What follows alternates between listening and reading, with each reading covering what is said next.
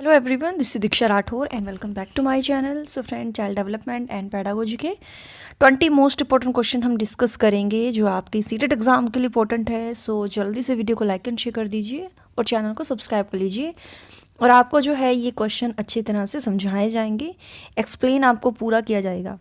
Okay, तो शुरू कर लेते हैं। सबसे पहला क्वेश्चन जो है, वृद्धि बालक के शारीरिक विकास को जबकि विकास मानव के समस्त पक्षों में वृद्धि को प्रदर्शित करता है, योगात्मक, गुणात्मक, ऋणात्मक या पूर्ण।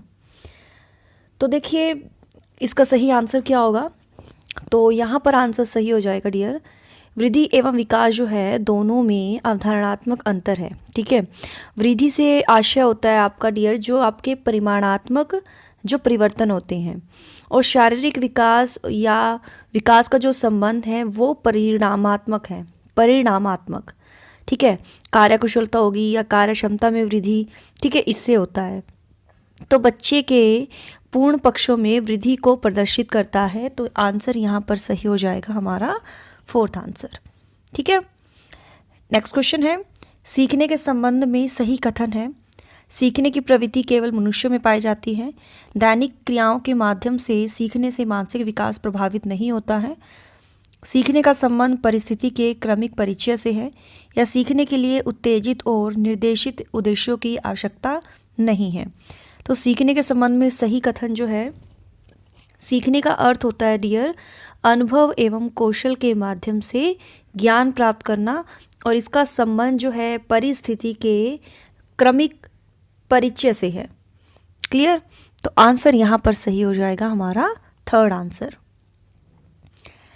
शिक्षा का वह स्वरूप जिसमें बालक की आवश्यकता, रुचि एवं क्षमता को ध्यान में रखकर उसमें अनुशासन, स्वावलंबन आदि गुणों का विकास किया जाता है। शिक्षा केंद्रित शिक्षा, काम केंद्रित शिक्षा, बाल केंद्रित शिक्षा या पाठ्यक्रम संबंधित या पाठ्यक्रम केंद्रित शिक्षा।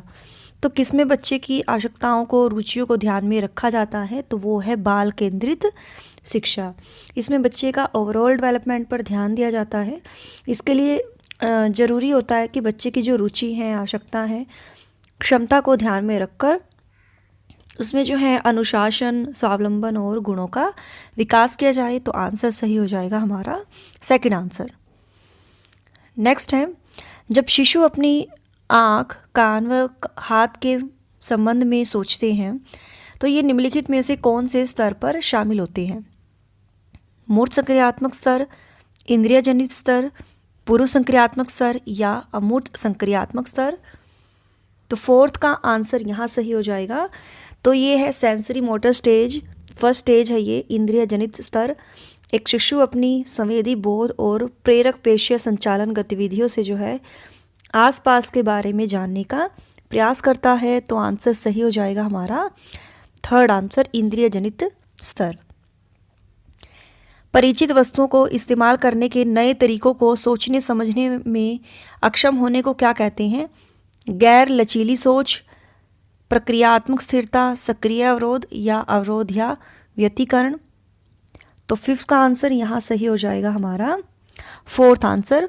देखिए, अवरोध या व्यतिकरण का अर्थ होता है डियर आपके जो इनोवेशन होते हैं, नवाचार है, उसमें बाधा, अर्थात परिचित वस्तु के इस्तेमाल करने के नए तरीकों को सोचने समझने में अक्षमता। तो फोर्थ आंसर यहाँ पर सही है। नेक्स्ट क्वेश्चन है, चिंतन में इस्तेमाल होने वाले प्रतिरूप में स्मृति सहायक संकेत होते हैं, गतिबोधक होते हैं, संकल्पना होती है या मुख्य कल्पनाएं होती हैं। तो चिंतन में इस्तेमाल होने वाले जो प्रतिरूप होते हैं ना, उसमें क्या होती है, संकल्पना होती है। ठीक है, संकल्पना जो है चिंतन का एक मेन फैक्टर है जो हमारे ज्ञान को क्रमबद्ध रूप प्रदान करती है। यानी संकल्पना में हमें मीठा, खट्टा या इस तरह के जो भाव हैं जैसे क्रोध, भय, ये सब जो है हमें इसके बारे में हमें पता चलता है। ठीक है, तो आंसर सही हो जाएगा हमारा थर्ड आंसर। ओके, और वीडियो को आप डियर पॉज कर लिया करो, फिर अपना आंसर लगाया करो, और लास्ट में कितने क्वेश्चन आपके सही होंगे आउट ऑफ 20 वो आप ज़रूर बताइएगा। बच्चों के अधिगम को सुगम बनाने के लिए अध्यापकों को एक अच्छे कक्षाई परिवेश का सृजन करने की आवश्यकता है। इनमें से कौन सा कथन सत्य नहीं है, नहीं बताना है नेगेटिव में। शिक्षकों के अनुसार कार्य करना, बच्चे की स्वीकृति, शिक्षक का सकारात्मक रुख या बच्चे के प्रयासों का अनुमोदन।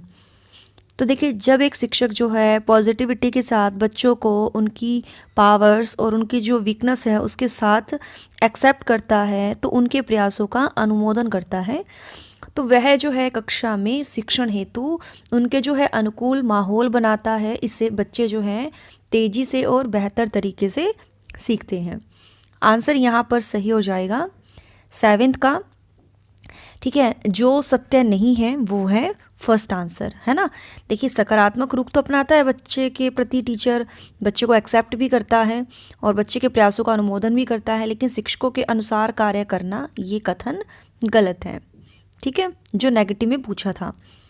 नेक्स्ट क्वेश्चन है, वह समाधान जो एक समस्या को सफलतापूर्वक हल करने के लिए आवश्यक तत्वों का तो सही वर्णन करता है, परंतु आगे की कार्यवाही के लिए पर्याप्त विवरण नहीं देता है, उस समाधान को क्या कहते हैं। समस्या समाधान का समय शोध या अन्वेषणात्मक प्रकार, सामान्य समाधान, समस्या समाधान का कार्यात्मक प्रकार या समस्या समाधान का एक विशिष्ट प्रकार।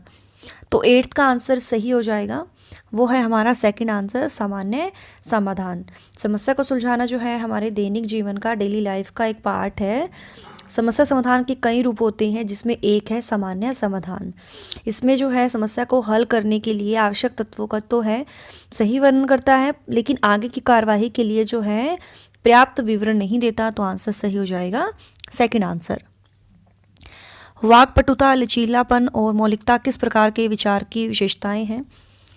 केंद्राभिमुख चिंतन, यांत्रिक समस्या समाधान, परक चिंतन, रटकर समस्या हल करना या बुद्धिशीलता। तो आंसर सही हो जाएगा, वो है बुद्धिशीलता। बुद्धिशील विचार वाले व्यक्ति में जो है वाक्पटुता, लचीलापन और मौलिकता के दर्शन होते हैं, तो 4th आंसर यहाँ पर सही है। और डियर, आप वीडियो को पॉज कर लीजिए और फिर बताइएगा अपना आंसर। शिक्षण का मुख्य उद्देश्य है छात्रों की चिंतन शक्ति का विकास करना, छात्रों से आलोचना लिखवाना, पाठ्यक्रम के अनुसार सूचना देना या परीक्षा के लिए तैयार करना।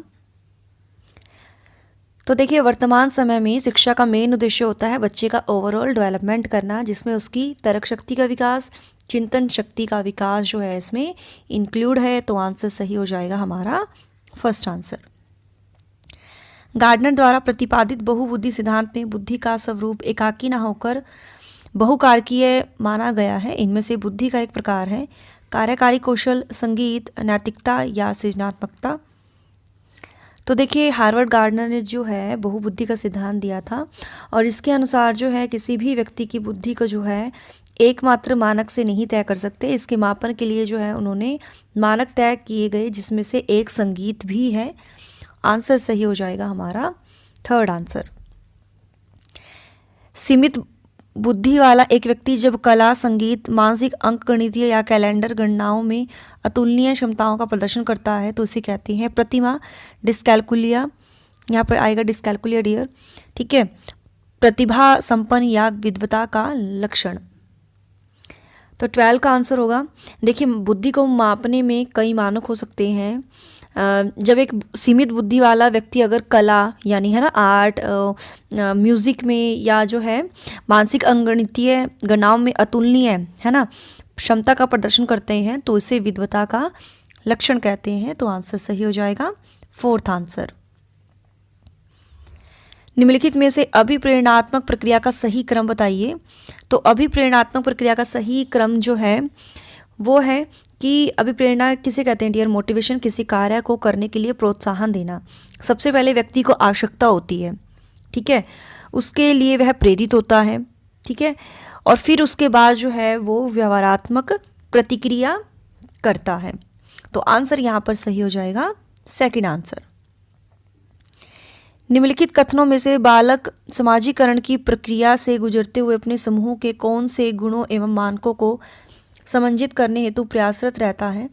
उन गुणों एवं मानकों को जो बालक के व्यक्तिगत व्यवहार को संतोष प्रदान करते हैं, उन गुणों एवं मानकों को जो उसके व्यवहार के निकटस्थ प्रतीत होते हैं, उन गुणों एवं मानकों को जो सुविधाजनक ढंग से उसकी आवश्यकता की पूर्ति करते हैं, या उन गुणों एवं मानकों को जो बालक के व्यक्तिगत व्यवहार को अभिप्रेरित करते हैं।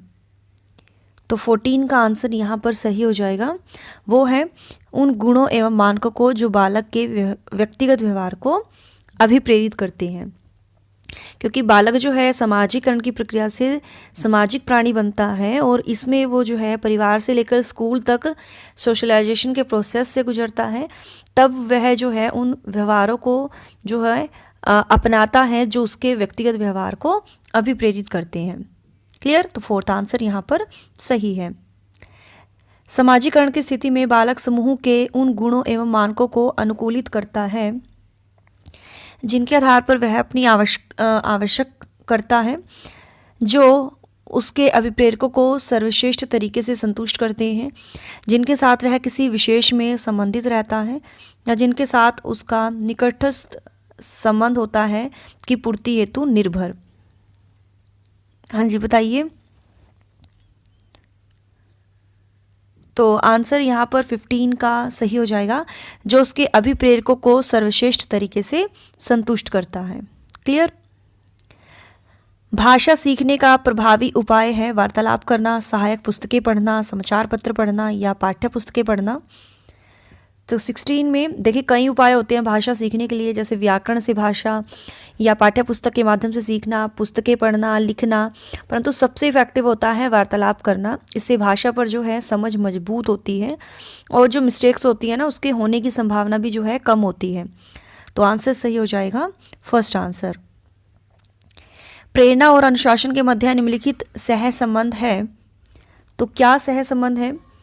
17 में देखिए, एक शिक्षक क्या करता है, बच्चों को अच्छे काम के लिए मोटिवेट करता है और इसी प्रकार से जो है उनमें अनुशासन की भावना का विकास करके जो इनडिसिप्लिन है, अनुशासनहीनता है, उसकी समस्या का समाधान कर सकता है। तो 17 का आंसर सही हो जाएगा हमारा 1st answer. Clear? Next question है, भारतीय समाज की बहुभाषिकता प्रकृति को स्कूली जीवन की समृद्धि के लिए किस रूप में देखा जाना चाहिए? एक महत्वपूर्ण संसाधन के रूप में, एक महत्वपूर्ण शिक्षण चुनौती के रूप में, एक महत्वपूर्ण समस्या के रूप में या एक महत्वपूर्ण द्विविधा के रूप में? तो 18 का आंसर जो है सही हो जाएगा, वो है हमारा 1st आंसर। ठीक है, भाषा शिक्षण में एक संसाधन की तरह है। अगर समाज जो है बहुभाषात्मक है तब बहुभाषात्मक प्रकृति का उपयोग जो है विद्यालय में किया जाना चाहिए, जिससे बच्चे का जो फ्यूचर है वो बेहतर हो सके। आंसर सही हो जाएगा 1st आंसर। बालक विभिन्न तरीकों से सीखते हैं, उनके सीखने के संबंध में सही कथन है। बालक स्वभाव से ही सीखने के लिए प्रेरित होते हैं। बालक में सीखने की क्षमता जन्मजात नहीं होती है। बालक मूर्त विचारों के विषय में जल्दी सीखते हैं या सीखने की प्रक्रिया अन्य स्थानों की तुलना में कक्ष में अधिक होती है। तो 19 में आंसर क्या सही होगा? तो वो है कि प्रारंभिक बाल्यकाल से ही बालक में सीखने की प्रवृत्ति होती है और वो कई तरीक़ों से सीखता है, जैसे लोगों को अनुकरण करके, चित्रों के माध्यम से, है ना। तो सीखना जो है बालक में स्वाभाविक प्रवृत्ति है। तो 1st आंसर जो है यहाँ पर सही है। और ये हमारा लास्ट क्वेश्चन है, एक बच्चे की कॉपी में विपरीत छवियां जैसे दर्पण छवि आदि में लेखन संबंधी गलतियां मिलती हैं। इस प्रकार का बच्चा निम्न में से किसका संकेत दे रहा है? अधिगम की अक्षमता का, अधिगम में समस्या का, कठिनाई से अधिगम का या अधिगम में असुविधा का। तो कई प्रकार के विकार होते हैं जिससे बच्चों की सीखने की क्षमता प्रभावित होती है और अधिगम अक्षमता उनमें से एक है। ये जो है एक व्यक्ति की समझ या बात या जो लिखित भाषा का प्रयोग है करने की क्षमता को प्रभावित करता है। और तो इसका आंसर सही हो जाएगा 20 का, वो है हमारा 1st आंसर। तो डियर यही थे आज के हमारे 20 इंपॉर्टेंट क्वेश्चन। आपके कितने सही हुए हैं आउट ऑफ 20 वो मुझे आप कमेंट में बताइएगा। तो मिलते हैं नेक्स्ट क्लास में। So thanks for watching my video. Do like, share and subscribe my YouTube channel. Till then bye bye, रब रखा, जय भोलेनाथ।